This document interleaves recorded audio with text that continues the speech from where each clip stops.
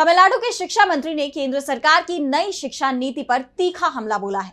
एक छात्र कार्यक्रम में उन्होंने नई शिक्षा नीति को कर्नाटक में 90,000 छात्रों के बोर्ड एग्जाम में फेल होने के लिए जिम्मेदार ठहराया।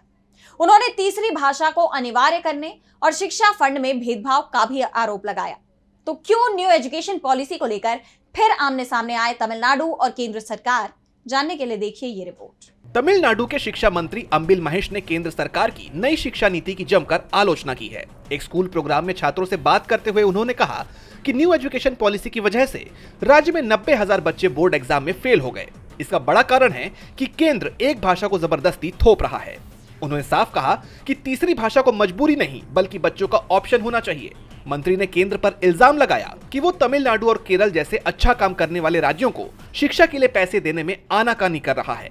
केंद्र इन राज्यों पर फंड के लिए दबाव बना रहा है। उन्होंने बताया कि समग्र शिक्षा अभियान के 20 टारगेट में केरल ने सारे और तमिलनाडु ने 19 में टॉप किया है, फिर भी पैसे नहीं मिल रहे हैं।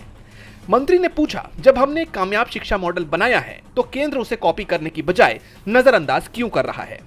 उन्होंने बच्चों से कहा कि तमिलनाडु के सीएम एम.के. स्टालिन ने वादा किया है कि उनकी पढ़ाई का सारा खर्चा राज्य सरकार उठाएगी। साथ ही उन्होंने ये भी बताया कि तमिलनाडु न्यू एजुकेशन पॉलिसी का विरोध इसलिए कर रहा है क्योंकि ये नीति उनके मॉडल के खिलाफ है।